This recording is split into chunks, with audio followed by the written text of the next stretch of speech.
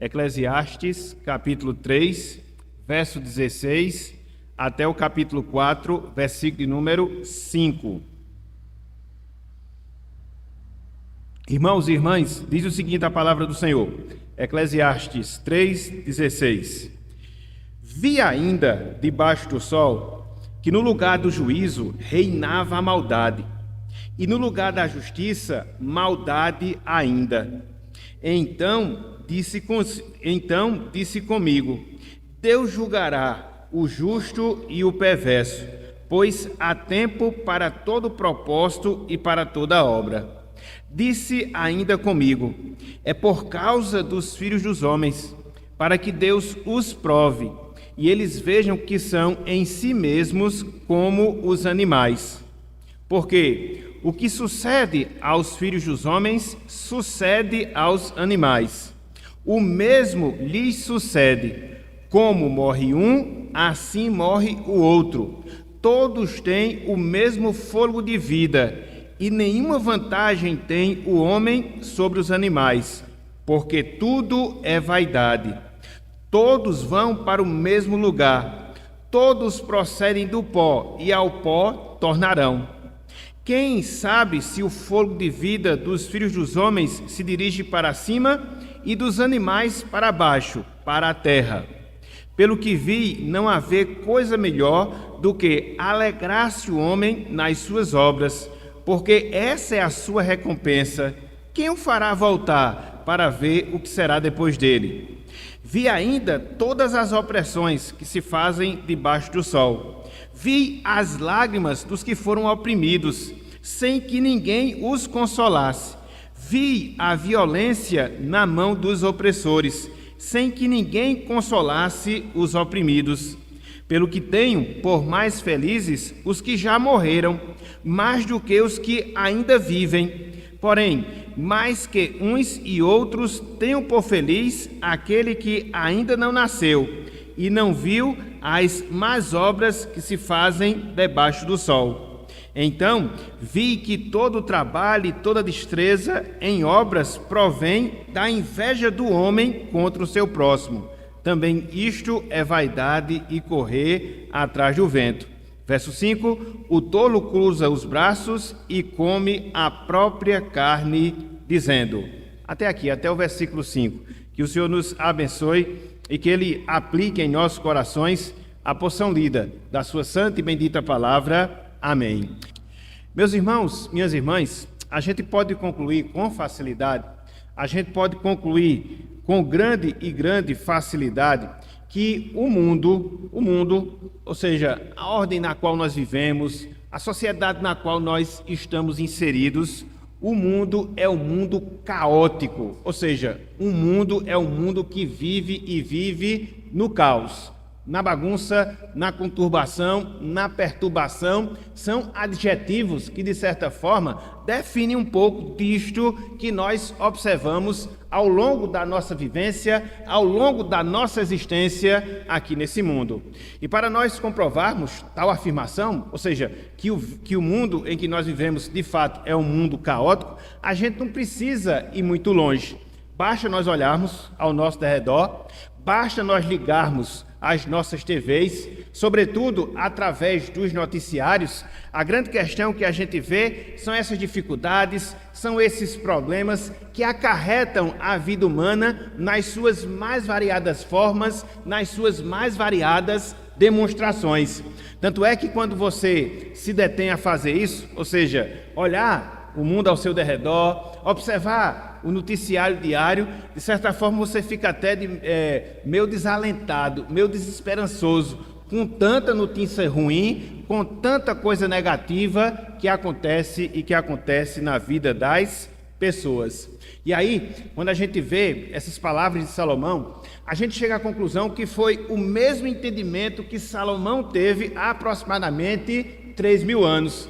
Apesar de ser rei, apesar de conduzir a sua própria nação, e não era qualquer nação, mas uma nação, como nós chamamos, uma nação teocrática, ou seja, Deus governava aquele povo, Salomão, ele chega a constatações tristes em relação a justamente isso, a maldade que existia nas pessoas, a maldade que existia nas relações entre as pessoas, os problemas com os quais ele se deparava lá há 3.000 anos. Então, a gente percebe que essas dificuldades que a gente observa hoje, elas não são uma novidade, uma coisa da atual existência, uma coisa da nossa atual história. Não, meus irmãos. No passado, conforme nós observamos, Salomão, ele já havia chegado a esse mesmo entendimento, Salomão, ele já havia chegado a essa mesma compreensão. Então, a grande questão que se levanta, a grande indagação que se faz é: por que será que a gente observa tantos males no mundo? Por que será que a gente vive em um mundo tão difícil, em um mundo tão complicado, em um mundo tão problemático? A semelhança do que Salomão já observava há 3.000 anos. A resposta, meus irmãos, a resposta, minhas irmãs, é simples. Todas essas dificuldades, todos esses problemas que nós vivenciamos na nossa vida, na nossa existência, eles são decorrentes do pecado. A gente já falou sobre isso, reiteramos esse ponto. O pecado, ele gerou esse mundo caótico no qual nós observamos. Então, desde que ele, ou seja, o pecado, foi introduzido neste mundo, a partir dos nossos primeiros pais, a grande questão, a grande realidade é esta: o mundo, ele sempre será um caos. O mundo, ele sempre apresentará as suas dificuldades. O mundo, ele sempre apresentará os seus problemas. É interessante porque quando você olha aqui para esse texto, sobretudo para o versículo 20, quando Salomão tratava sobre a morte, ele faz uma declaração interessante. Olha só o que ele fala aqui em Eclesiastes, capítulo 3, versículo 20. Ele diz, em relação ao destino dos homens, em relação ao destino dos animais.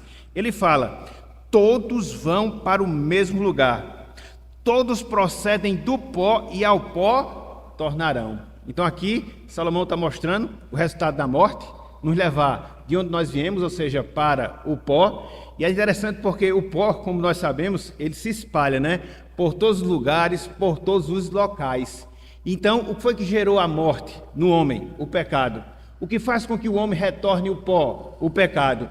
Então, a semelhança que acontece com o pó, o pecado, ele se espalha e se espalha pela vida das pessoas, produzindo todos esses males, produzindo todas essas dificuldades, produzindo todas essas mazelas. Então, na manhã de hoje, meus irmãos, na manhã de hoje, minhas irmãs, eu queria que nós considerássemos pelo menos 1, 2, 3, 4, 5 mazelas que nós presenciamos, 5 mazelas com as quais nós nos deparamos, todas elas fruto, todas elas decorrente, todas elas resultado do pecado. O título do nosso estudo na manhã de hoje é: por que é tão difícil viver neste mundo? Por que é tão difícil viver neste mundo? E a gente vai ver algumas razões, algumas constatações a que nós chegamos dentro da nossa experiência, na presente existência, decorrente do pecado, e a gente chega a essa mesma conclusão: como é difícil viver e viver neste mundo. O que é que ele nos apresenta? O que é que nós encontramos nesse mundo como resultado do pecado na vida das pessoas? Conforme nós falamos, Salomão aponta pelo menos para 5 coisas. Ele faz pelo menos 5 constatações. Então, a primeira dificuldade, meus irmãos, o primeiro problema, minhas irmãs, que nós nos deparamos aqui neste mundo, conforme o registro de Salomão, repito, fruto, consequência, resultado do pecado, é que este mundo no qual nós vivemos é um mundo permeado, é um mundo cheio de injustiça. Esse mundo no qual nós vivemos é um mundo cheio, é um mundo permeado de injustiça. Olha só o que Salomão fala logo no início desse trecho, Eclesiastes, capítulo 3, versículo 16. Olha só a primeira constatação aqui o rei Salomão faz no seu tempo e que não é novidade no nosso tempo. Olha só como isso é presente, olha só como isso é atual. Ele diz, verso 16: vi ainda, observe, debaixo do sol, ou seja, no mundo, sem exceção, que no lugar do juízo reinava a maldade, e no lugar da justiça, maldade ainda. O que é que Salomão aqui nos ensina, meus irmãos? O que é que Salomão aqui nos mostra, minhas irmãs? Ele percebe, veja, desde o seu tempo, ele percebe, desde a sua situação, que a injustiça, ela era promovida nos tribunais pelos magistrados. A injustiça, ela era promovida de dentro dos tribunais por ninguém mais, por ninguém menos do que os próprios magistrados, os próprios juízes, a quem cabia o dever, a responsabilidade, a obrigação de exercer o juízo, a justiça e o direito. Então veja que essa é a constatação. Salomão, na análise que ele faz, ele observa que no lugar onde deveria haver imparcialidade, reto juízo, reto julgamento, não vendo as pessoas, mas a causa em si a ser julgada, existiu o quê? Maldade. Essa palavra maldade, que Salomão usa aqui no versículo 16, literalmente falando, significa corrupção. Literalmente falando, significa corrupção. A ideia aqui é que desde o tempo de Salomão já existia o que a gente chama hoje de compra de sentença, né? As pessoas chegam, principalmente aquelas que têm mais condição, elas exercem a sua influência dentro dos tribunais e isso naturalmente acaba afetando os julgamentos que são feitos para beneficiar uns em detrimento de outros, e isso nada mais é do que a injustiça. Então, perceba, meu irmão, perceba, minha irmã, que isso não é novo. Hoje o que a gente mais observa é isso. Tanto é que uma das constatações às que nós chegamos é que cadeia, por exemplo, no nosso país, ela não foi feita para pessoas ricas. Ela não foi feita para pessoas que possuem bens materiais. No máximo, durante um determinado período, um determinado tempo. Sempre existe uma brecha na justiça, sempre existe um jeitinho que nós chamamos de jeitinho brasileiro, e aí aquelas pessoas, não obstante elas terem cometido crimes, aquelas pessoas, não obstante elas terem de encontro à lei, elas acabam sendo beneficiadas. E quem fica preso? Quem fica encarcerado? Os pobres, os pretos, aquelas pessoas desvalidas, para não pegar os 3 P's, né, que a gente sempre fala de quem está lá na cadeia. Então, infelizmente, essa é a realidade, que não é uma realidade atual, que não é uma realidade nova, mas é uma realidade que Salomão, mesmo na condição de rei, dentro de um país teocrático, ele já observava, ele já comprovava, ele já constatava. E é interessante, porque dentro dessa mesma observação, dentro dessa mesma constatação que Salomão faz, ele também afirma que a injustiça, ela até acontece, e de fato ela acontece, dentro dos tribunais humanos, no meio daquelas pessoas que foram constituídas para agir de maneira reta, no meio daquelas pessoas que foram chamadas para agirem como Deus, ou seja, juiz. Mas essas injustiças, meus irmãos, essas injustiças, minhas irmãs, observe e aprenda também isso, ela não passa despercebida por Deus. Ela não passa despercebida por Deus. Olha só o que Salomão fala no versículo 17. Eclesiastes, capítulo 3, versículo 17. A injustiça havia? Sim. Os homens eram corruptos? Sim. Isso influenciava no julgamento? Sim. A injustiça prevaleceria? Não. Olha só o que Salomão fala no versículo 17. Isso, de certa forma, acaba nos dando uma certa esperança, um certo alento. Ele diz, então disse comigo, no caso Salomão, veja, Deus julgará o justo e o perverso. Por quê? Pois há tempo para todo propósito e para toda obra. Há o tempo, meus irmãos, que Deus exerce o seu juízo entre justos e perversos. E o juiz de Deus, ele não é um juízo distorcido. O juízo de Deus, ele não é um juízo parcial, não, muito pelo contrário. Deus, no devido tempo, Deus, no devido momento, ele restabelece o direito do justo, punindo assim o injusto. O direito do justo, punindo assim o corrupto. Então, há sim um momento, há sim um instante em que Deus ele exerce de maneira implacável a sua justiça. A injustiça é vista nos homens, mas a injustiça jamais ela será tolerada por Deus, quer seja aqui na terra, mas sobretudo na eternidade. Olha só, do mesmo livro de Eclesiastes, um pouco mais adiante, Eclesiastes capítulo 12, versículo 14.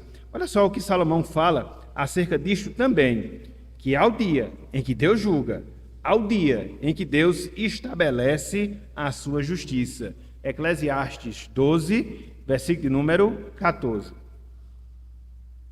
Ele diz: porque Deus, veja, há de trazer o quê? A juízo, melhor dizendo, todas as obras, até as que estão escondidas, quer sejam boas, quer sejam más. Deus, ele não é cego para permitir continuamente a injustiça. Ele vai trazer à luz até aquelas obras que os homens eles tentam esconder das pessoas, que os homens eles tentam esconder do seu próximo. E em alguns momentos, durante um determinado período, eles são até bem-sucedidos nesse intento, nesse propósito. Agora, não vai ser continuamente, não vai ser eternamente. Haverá o dia que Deus ele vai julgar, que Deus ele vai trazer luz e que ele vai punir os injustos e que ele vai trazer justiça aos justos. Mas a grande questão que se levanta diante disso é: mas por que será?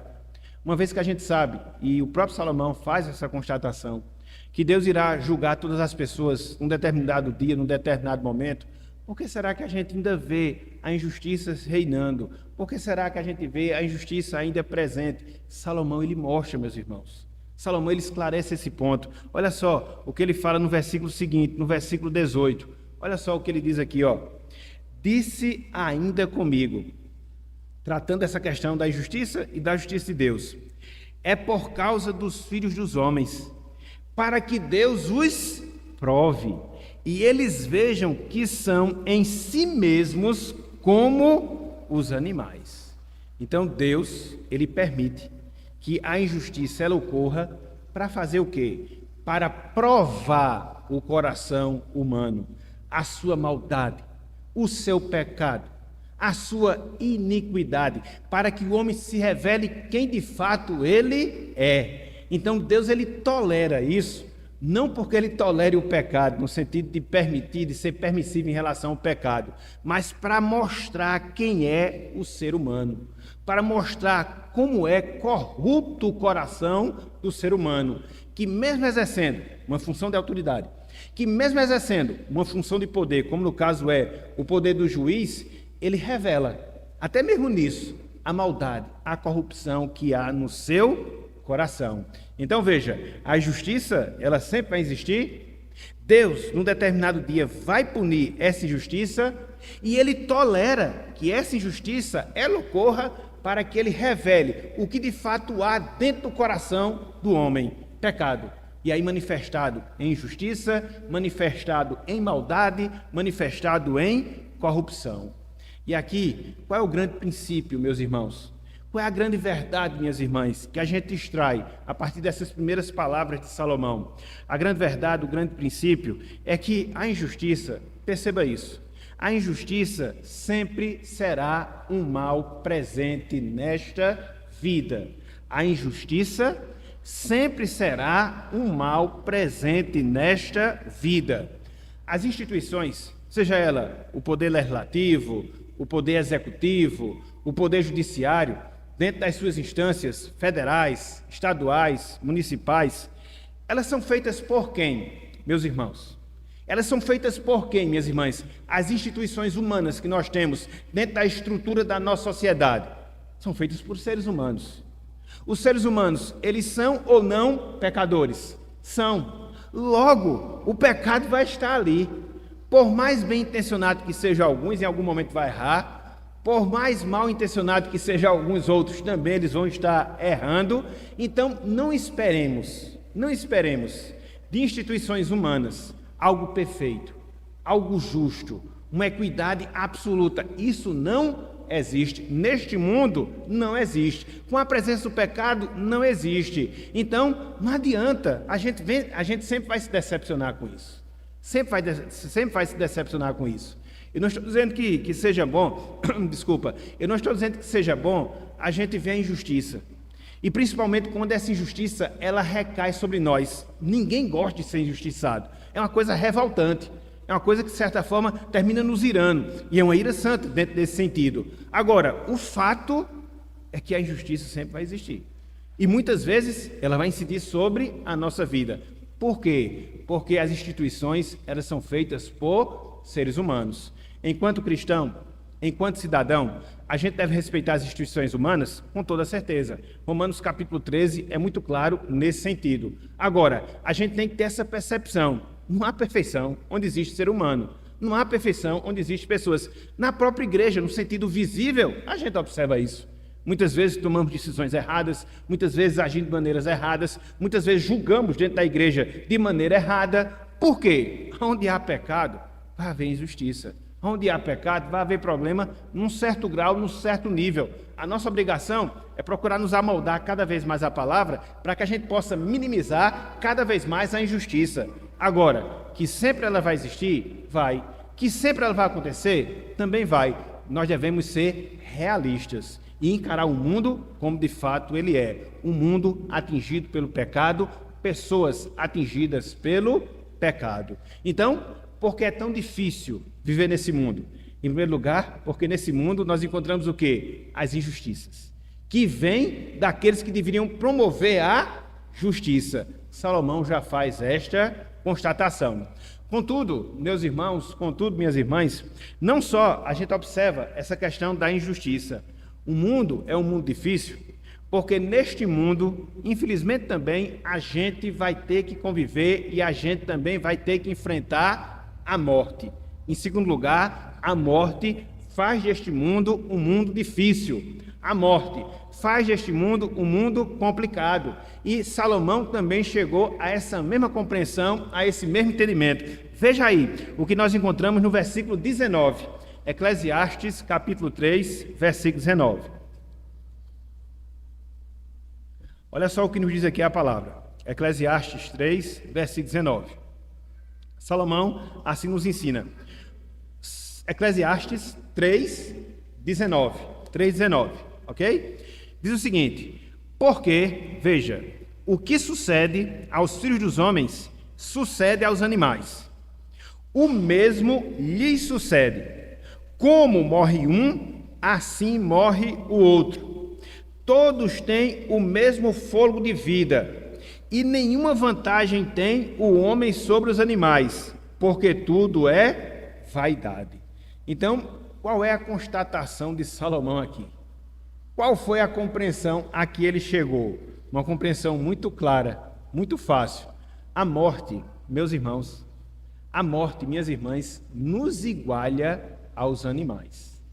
A morte, ela nos iguala aos animais. Aqui, Salomão ele enfatiza que a presente existência, ela é passageira. E mais cedo ou mais tarde, essa presente existência, ela chega ao fim. E vai chegar tanto para a criação racional, nós, seres humanos, como também vai chegar para a criação irracional, ou seja, os animais. O que Salomão quer nos mostrar é que, por mais especial que seja a raça humana, porque conforme nós temos no registro de Gênesis, nós fomos feitos à imagem e semelhança de Deus, então, de certa forma, nós somos especiais, mas não obstante esse fato, não obstante essa realidade, nós, seres humanos, iremos compartilhar do mesmo destino final dos animais. E qual é esse destino final? A morte. Olha só o que ele fala no versículo 20, no versículo seguinte, ele diz, todos vão para o mesmo lugar, homens e animais. Todos procedem do pó e ao pó tornarão. Se a gente for pegar aqui uma linguagem bem científica, todos nós somos carbono 14 e para o carbono 14 nós voltaremos, ou seja, nós seremos pó. Então, essa é a realidade que faz parte da nossa vida. Quando Salomão faz essa constatação, de certa forma ele destaca: aquilo que nós já encontramos lá no livro de Gênesis, não só quando da criação, mas também quando do julgamento de Deus sobre o pecado. Sem desmarcar esse texto aqui de Eclesiastes, volta bem rapidinho aí para o livro de Gênesis. Livro de Gênesis, capítulo 2. A gente veio da terra, para a terra a gente volta. Esse é o destino. Isso, da morte física. E ele vai fazer uma distinção já. Ele vai fazer essa especificação. Inclusive, é interessante a gente fazer essa distinção, que ele vai fazer no versículo 21, porque haverá uma diferença, e há uma diferença naquilo que sucede após a morte dos homens e dos animais, e por isso nós somos diferentes, e somos especiais nesse sentido. Aqui, ele está trazendo uma linguagem que tem como objetivo humilhar o ser humano, que muitas vezes é muito prepotente, muito arrogante, mas o final do ser humano, no sentido da morte, é igual a dos animais. Então, nesse sentido, a gente não tem vantagem nenhuma, nós não somos melhores do que eles. Então, Salomão está trazendo essa linguagem, essa linguagem de maneira humilhante para nós, seres humanos. Olha só o que ele fala aqui em Gênesis 2,7. Essa observação é pertinente. Ele diz, dada a formação do homem, então formou o Senhor Deus ao homem do pó da terra e lhe soprou nas narinas o fôlego de vida, e o homem passou a ser alma vivente. Então viemos do pó. Depois do pecado, olha só o que acontece. Versículo 19 do capítulo 3, mesmo livro de Gênesis. Olha só, Deus falando, Gênesis 3,19: no suor do rosto comerás o teu pão, até que tornes a terra. Veja, pois dela, da terra, foste formado. E Deus complementa, porque tu és pó, e ao pó tornarás. Foi o que Salomão falou. Tu és pó, e ao pó tornarás. E aí vem essa observação. O presbítero Mário destacou aqui que é interessante. Apesar, uma observação interessante, de ser um fato que a morte nos iguala aos animais, a gente percebe que há uma diferença nesse processo. Sobretudo no processo daquilo que vem após a morte. Por quê? Porque para nós que somos seres humanos, após a morte, a gente não se extingue, não se acaba, não somos fulminados. Todo e qualquer ser humano, toda e qualquer pessoa, após essa morte, ela passará por algo que os animais não passarão, que é o quê? O julgamento divino. Seja aquele que conduz à vida eterna, seja aquele que conduz à condenação eterna. E Salomão fala acerca disso. Olha só o que ele diz aí, no versículo 21. Versículo 21. É interessante que a argumentação de Salomão é perfeita. Ele vai desdobrando as ideias aqui e nos levando a esse entendimento. Olha só o que ele diz. Olha só, versículo 21. Quem sabe, veja, se o fôlego de vida dos filhos dos homens se dirige para cima e dos animais para baixo para a terra. A expressão aqui, subir para cima, significa dizer que Deus, ele, após a morte, chama o homem a quê? Ao julgamento, à prestação de conta, no sentido de lhe conceder vida eterna, no sentido de lhe conceder condenação eterna. E quando ele diz acerca dos animais que eles vão para baixo, ele está dizendo que a morte é o fim para os animais. Depois que eles morrem, eles são decompostos dentro ali da terra e se acabam, se extinguem. Aqui há a diferença. Então, a morte nos iguala, mas aquilo que vem após a morte nos diferencia dos animais. Por quê? Porque os animais não serão julgados para receber ou não condenação. Nós, seres humanos, sim, porque nós fomos feitos à imagem e semelhança de Deus. Nós, seres humanos, sim, porque Deus colocou o eterno dentro do nosso coração, conforme nós vimos no estudo anterior. Então, há sim uma diferença, há sim uma distinção. E aí, o que é que fica de lição para nós? O que é que fica de princípio essas palavras de Salomão? Pelo menos uma lição, pelo menos um princípio bem básico mesmo, mas importantíssimo em relação às nossas vidas. De nós nos avaliarmos, meus irmãos, de nós nos avaliarmos, minhas irmãs, enquanto pessoas. Acerca de quê?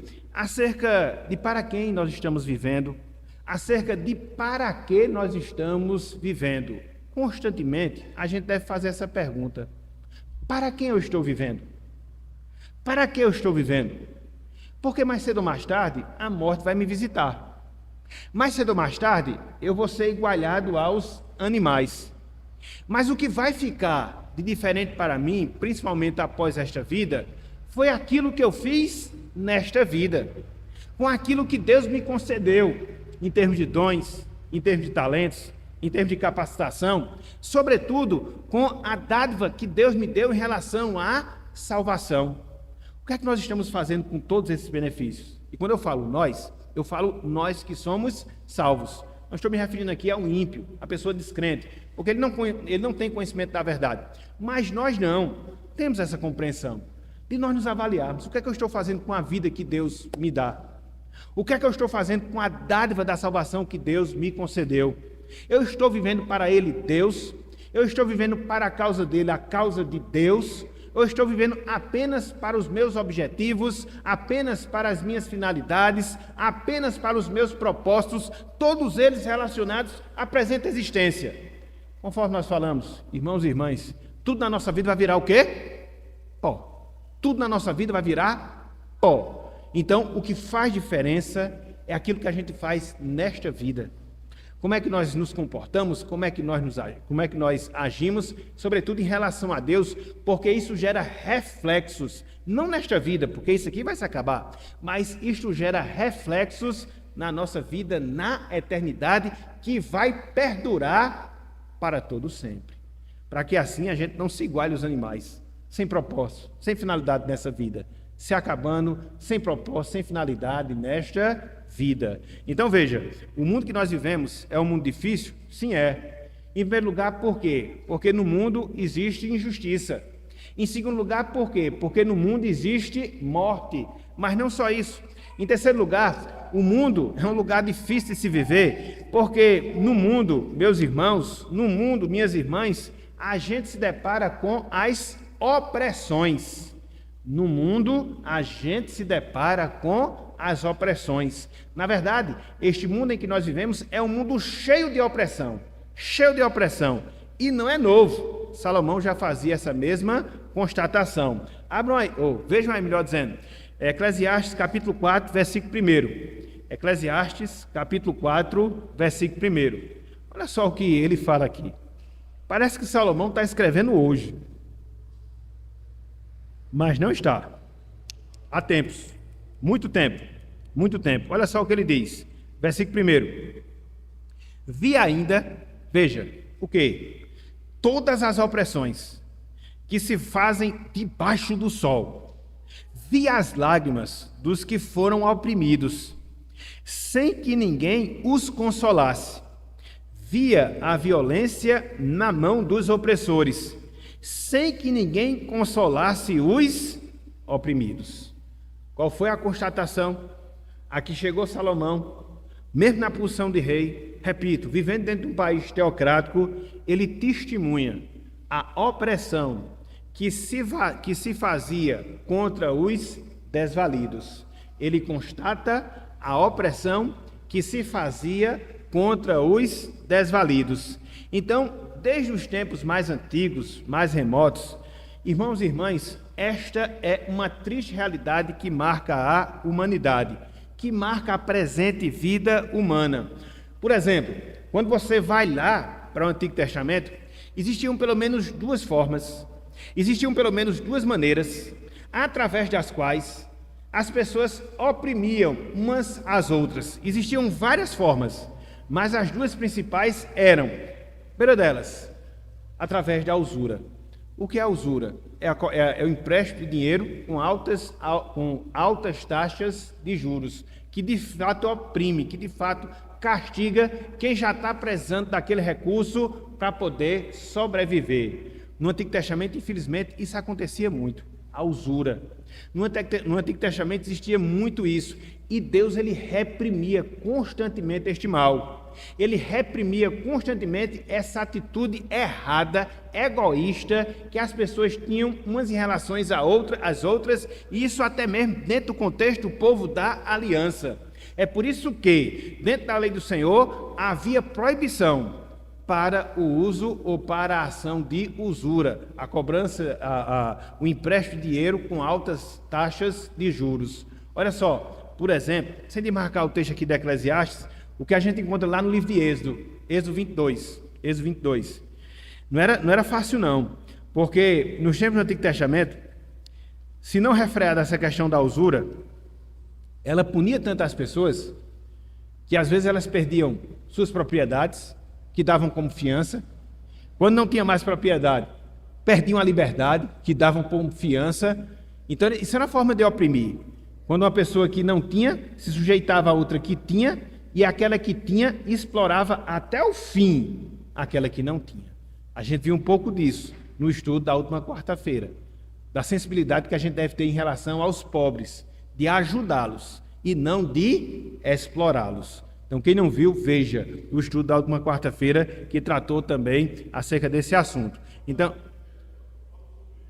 exatamente.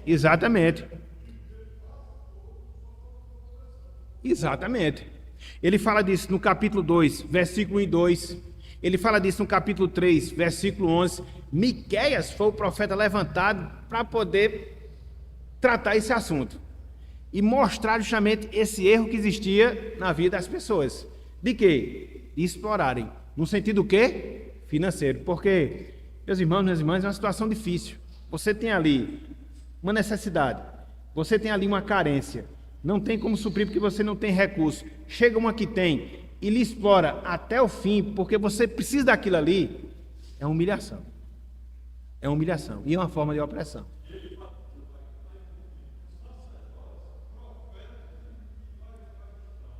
É a sociedade toda, do alto escalão até o mais baixo escalão.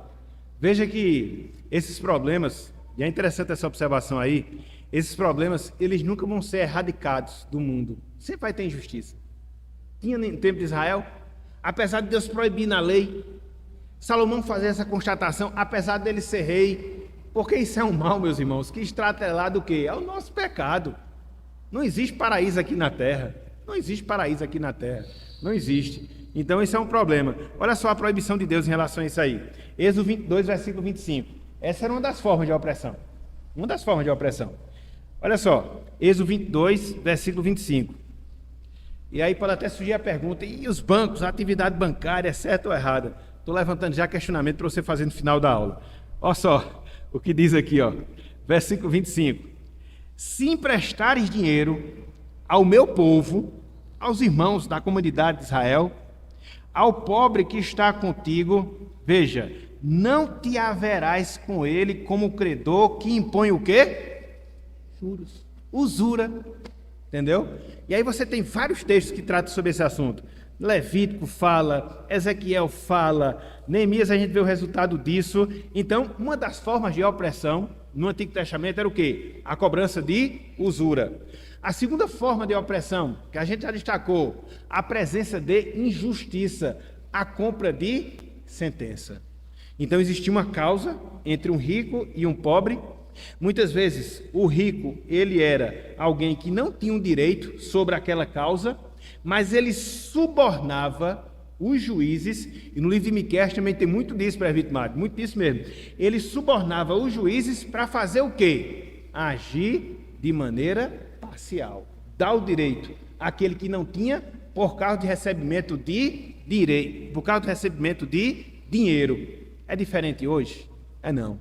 Isso acontece nos tribunais locais, isso acontece nos superiores tribunais, isso vai acontecer e vai acontecer sempre. Então, a injustiça é justamente isso. É você agir de maneira a comprar as pessoas que tinham ali o direito de exercer a justiça para poder oprimir aqueles que não tinham. Então, meus irmãos, quando Salomão ele faz essa constatação, ele chega à conclusão que a opressão é algo muito ruim. Mas a opressão é algo muito ruim mesmo. Por quê? Porque gera desamparo. Por quê? Porque gera sofrimento. Por quê? Porque gera dor. Ele fala isso. Que ele viu o sofrimento. Ele viu a dor. E às vezes até a gente fica se perguntar, mas espera aí, Salomão era rei. Por que ele não resolveu todos os problemas da nação de Israel? Porque há determinadas coisas, meus irmãos, que a gente não vai resolver nunca. Nunca. Faz parte da estrutura. Faz parte da estrutura da sociedade. como reflexo do pecado humano.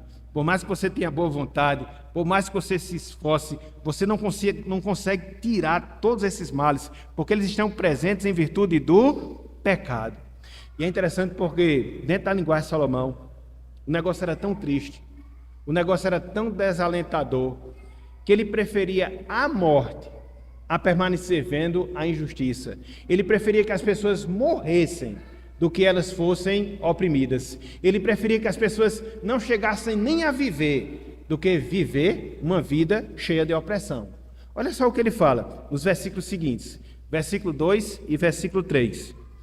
Olha só, Eclesiastes 4, versículo 2 e também o versículo 3. Olha só o que ele diz. Isso aqui é uma linguagem de alguém que está revoltado e que está entristecido com aquilo que se vê. E olha que ele era rei. Ele era rei.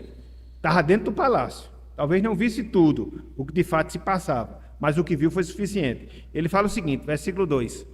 Pelo que tenho, veja, por mais felizes, quem? Os que já morreram, mais do que os que ainda vivem. Versículo 3. Porém, mais que uns e outros tenham por felizes aquele que ainda não nasceu e não viu o quê? As mais obras que se faz debaixo do sol. Que mais obras são essas? A opressão. Então Salomão chega a essa conclusão. É melhor você morrer do que ser oprimido. É melhor você morrer do que ver tanta opressão. É melhor do que você nem viver para não ser oprimido. É melhor você nem viver para não ter que passar por opressão. Porque só sabe como é ruim a opressão quem é oprimido. Só sabe quem é ruim passar por opressão quem já vivenciou uma situação como essa, de alguém que tem mais poder ou condição que você, que se vale, que você não tem nada, para lhe explorar, e você não tem a ninguém para recorrer, a ninguém a clamar, a não ser Deus. E às vezes acontece isso, meus irmãos. Às vezes acontece isso. Como eu falei aqui, no caso do Antigo Testamento, usura, no caso do Antigo Testamento, injustiça, mas isso acontece de maneira geral. Hoje talvez você não perceba, mas existem várias formas das pessoas oprimirem umas às outras. Existe por questões financeiras, como acontecia, e nós vimos aqui, no fato da usura. Existe por questões ideológicas, de você pensar de uma forma, outra, e muitas vezes se oprimir por causa disso, por não respeitar o direito que as pessoas têm de pensar, às vezes até besteira, mas de certa forma é um direito que nós temos. E mais, existe opressão no sentido social, que os ricos impõem aos mais pobres. Existe opressão no sentido sentimental, quando as pessoas muitas vezes se valem até mesmo de chantagens emocionais para poder sobressair em relação às pessoas. Isso não precisa ser muito longe, não. Às vezes, até mesmo dentro do ambiente familiar, é sim um tipo de opressão. Existe a opressão psicológica também. Então, tem várias. Eu citei duas aqui dentro do contexto do Antigo Testamento, a usura e a injustiça. Mas tem todas essas outras que também são opressões psicológicas, sentimentais, sociais, e a gente vive inserido nesse caldo. É complicado às vezes, entendeu? Sobretudo quando você é cristão, que não age ou não tem os mesmos princípios que uma pessoa que não é cristã, que muitas vezes se rebela quanto tudo isso aí. Mas nós devemos manter o nosso posicionamento, manter o nosso padrão, manter a nossa ética. Então, é revoltante a opressão. De fato é revoltante. Mas, infelizmente, é mais um dos males com os quais a gente tem que se deparar ao longo da nossa existência aqui nesse mundo. Por isso que o mundo ele é tão difícil, por isso que o mundo é tão complicado, por isso que o mundo ele é tão complexo. De um lado você tem as injustiças, do outro lado você tem a própria morte, do outro lado você tem as opressões, mas se não bastasse, existe um quarto mal que faz esse mundo um mundo complicado. Existe um quarto mal que faz desse mundo um mundo complexo. Além da injustiça, além da morte, além da opressão, existe o mal da inveja. Existe o mal da inveja. Veja aí o versículo 4. Aqui, Salomão não é Nelson Rodrigues não, mas ele está descrevendo a vida como ela é, certo? Olha só, versículo 4. Ele diz o seguinte: então vi todo o trabalho e toda destreza em obras, Então vi que todo o trabalho e toda destreza em obras provém da inveja do homem contra o seu próximo. Também isto é vaidade e correr atrás do vento. O que é que Salomão aqui constata, meus irmãos? O que é que Salomão aqui observa, minhas irmãs? Ele aponta a motivação egoísta que muitas vezes está por trás do esforço humano no seu trabalho, no seu ambiente de trabalho. Aí você pode perguntar, não, pastor, no ambiente de trabalho não existe lugar para egoísmo. Marisa Veixe, 45 anos, né? No ambiente de trabalho, todo mundo coopera junto para o bem da instituição, seja a instituição pública, seja a instituição privada. Afinal de contas, nós temos a ética do trabalho e faz com que a gente trabalhe todo mundo unido no mesmo ideal, no mesmo propósito. Não tem lugar para desavença dentro do ambiente de trabalho. What? Em que mundo você está vivendo? Salomão já tinha feito essa observação. 3.000 anos de história. 3.000 anos de história. Então, Salomão ele mostra aqui o espírito competitivo que há entre os trabalhadores. Uns para querer se sobressair em relação aos outros, é aquele negócio, enquanto eu puder botar o meu companheiro para baixo, que muito bem companheiro, muito bem amigo, né? Enquanto eu puder me esforçar para obter o máximo e assim passar na cara do meu amigo de trabalho, eu vou fazer, eu vou me esforçar. Isso é inveja, meus irmãos. Isso é inveja, minhas irmãs. Isso é inveja. E é interessante porque tudo isso, Salomão ele chega à conclusão que é vaidade, é vento. Essa busca, esse esforço que as pessoas fazem, né, para derrubar os outros, profissionalmente falando. Essa semana eu vi um vídeo que eu achei interessante, interessantíssimo. Era um vídeo de motivação numa determinada empresa. Então, o que é que acontecia? Estava lá, uma sala, acho que aproximadamente umas 10, 20 pessoas. Depois, se vocês quiserem, eu posso mandar o vídeo para vocês. E aí chegou uma determinada pessoa e deu um balão de sopro, né, para cada uma dessas pessoas. E o desafio era simples. Quem mantiver seu balão cheio, vai ganhar R$1.000. Contou o tempo. E aí foi aquela briga. Um querendo estourar o balão do outro, E todo esse processo só ficou um balão cheio. Numa determinada pessoa que ela se refugiou no canto da sala, ficou guardando o seu balão, não foi estourar o balão de ninguém, foi conservar o balão dela. E aí quando ficou no final, a pessoa que fez a brincadeira disse, fulano tal, agiu de maneira correta, porque eu tinha R$1.000 para dar para cada um. Não precisava ninguém estourar o balão do outro. Era só você manter o seu balão cheio, porque o desafio foi esse, mas a ânsia, o egoísmo, né, o desejo de querer destruir o outro, entendeu? Você esquece de si mesmo. E tem gente que vive isso, né? Ela vive em função das pessoas, de destruir as outras pessoas, ao invés de viver a sua própria vida. Então, é isso que muitas vezes acontece dentro do ambiente de trabalho. Foi. Aí você viu o vídeo, não foi, Núbia? Pronto. Tá vendo aí? É só em questão de interpretação. Se você mantiver o balão cheio, você ganha R$1.000. Ele não falou que isso era um. Então é só a questão, mas não, é o egoísmo. É o desejo de derrubar o outro, entendeu? E aí só ganhou uma pessoa R$1.000, bem feito para os outros, entendeu? Então, é isso, meus irmãos. Então, qual é a conclusão que a gente chega? Não é novidade. O ambiente de trabalho ser um ambiente tão carregado, não é? Às vezes o ambiente de trabalho é um ambiente carregado, não é?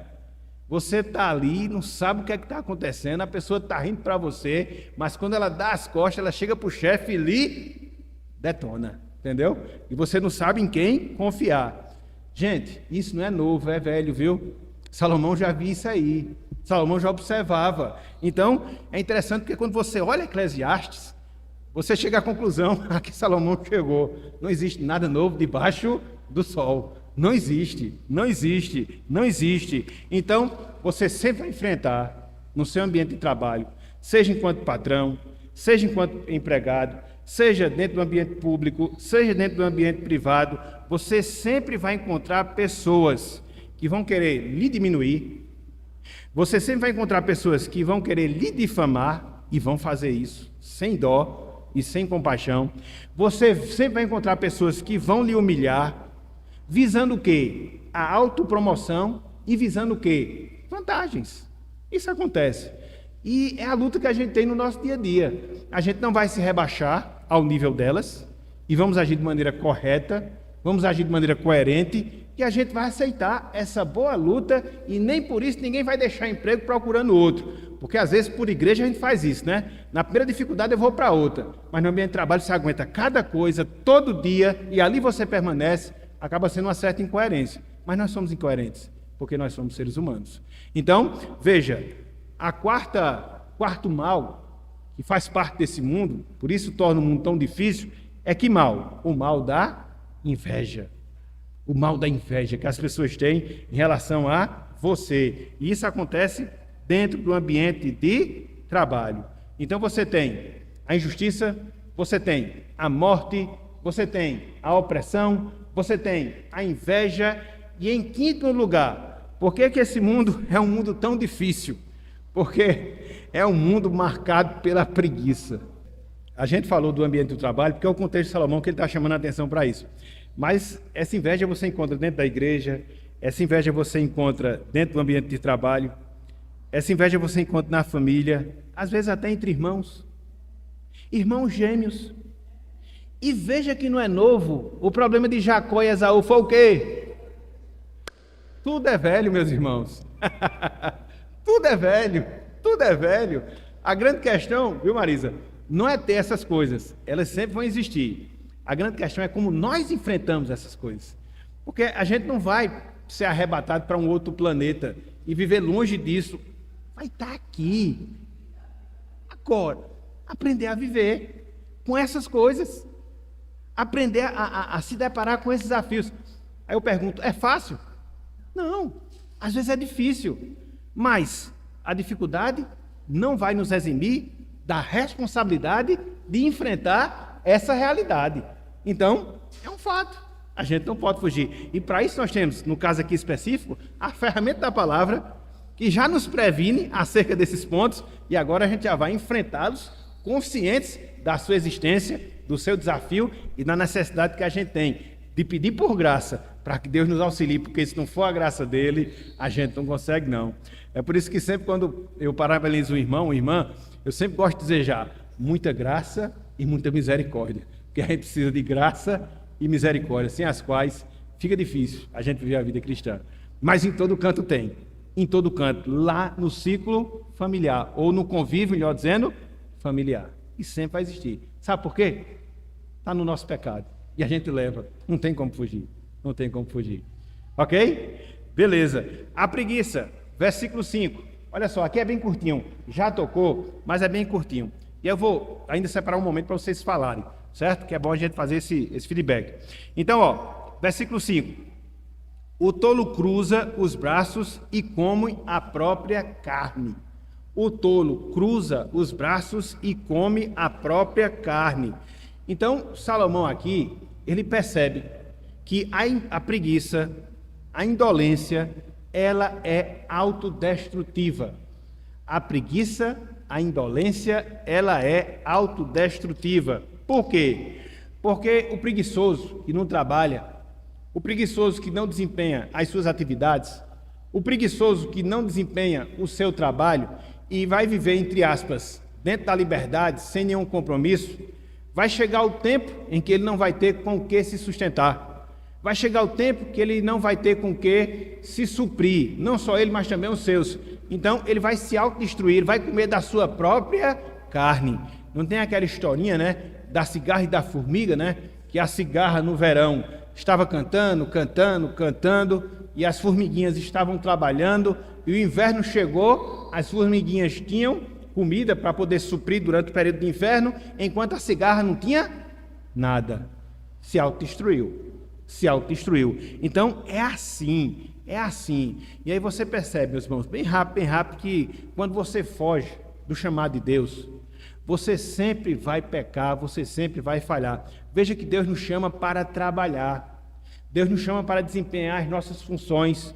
Deus nos chama para nós desenvolvermos os nossos dons, os nossos talentos. Isso eu falo no sentido secular, no sentido geral. Se você não obedece a essa ordem, você vai se prejudicar. Não existe almoço grátis, entendeu? Não existe almoço grátis. Infelizmente, existe uma concepção na mente de alguns que o governo ele tem que bancar, que o governo ele tem que suprir, mas só que governo que é governo não gera riqueza, ele tira da sua riqueza. Então, tudo aquilo que ele faz, ele não faz porque ele gera, pelo seu trabalho, ele faz pelo trabalho que nós geramos para poder sustentá-lo.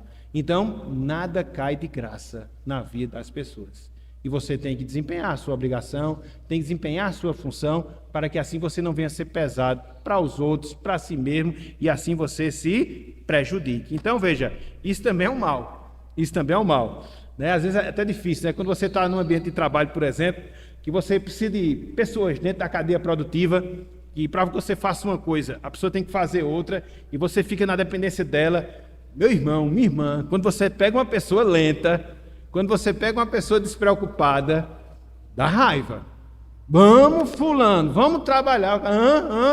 Então, isso prejuízo, isso se estressa. Isso complica. Você está com 80, o cara está com 20 por hora. Vamos acordar, vamos acordar. Então, a gente tem que, nesse negócio de trabalho, eu gosto sempre de brincar com as minhas lá em casa, a gente tem que cantar aqueles salmos índios que falam sobre serviço cristão, né? Ceifeiros somos, que é aquele negócio, a desenvoltura bem forte, não aqueles índios bem mais paradinho, né? Não, tem que ser um negócio mais enérgico.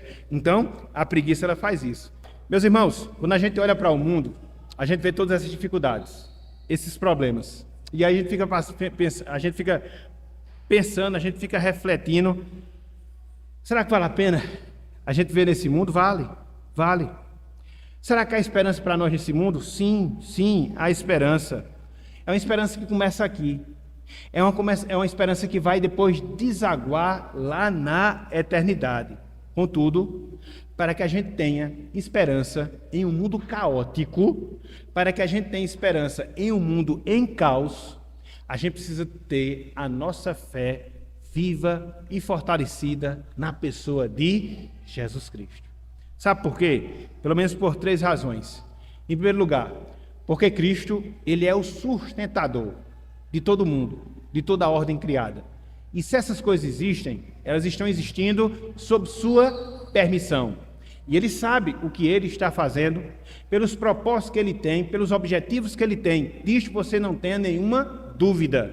Lá na carta aos Hebreus, não vai dar tempo de ler, capítulo 1, versículo 3, o autor sagrado fala isso, que Cristo sustenta todas as coisas pela palavra do seu poder. Então, todas essas mazelas, todos esses pecados, todos esses problemas estão debaixo da autoridade soberana e suprema de Cristo sobre o mundo. É a primeira coisa.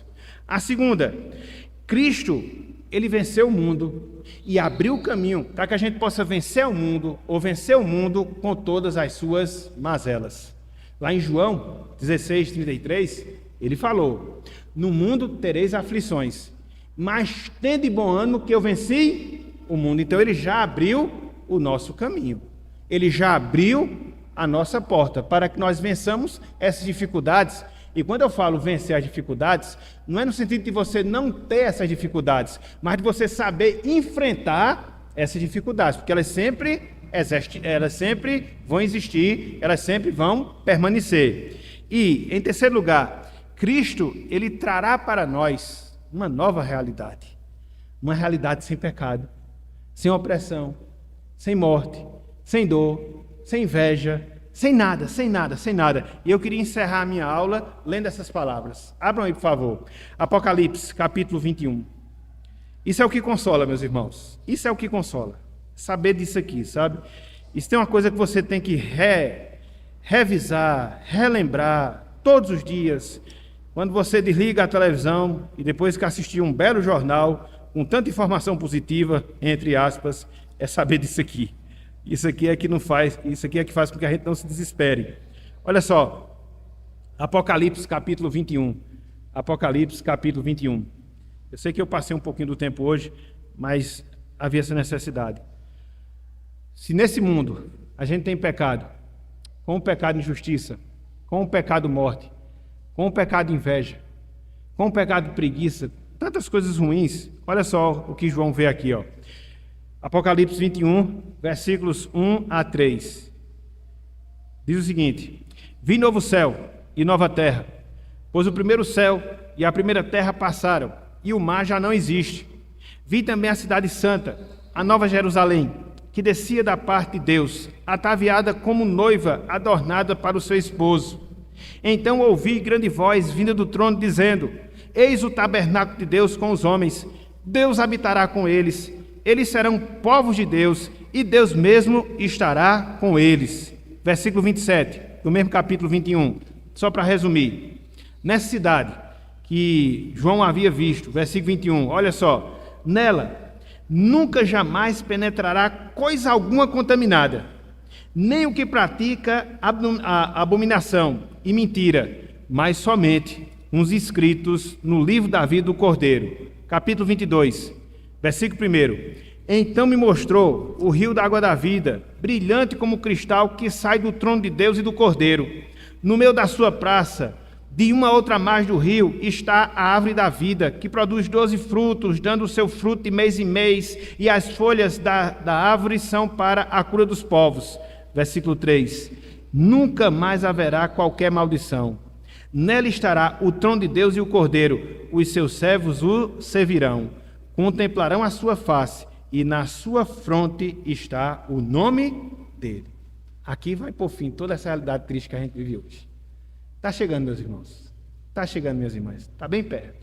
Está bem perto. Então, olhemos com esperança. Por mais mazela que nós enfrentemos nesse mundo.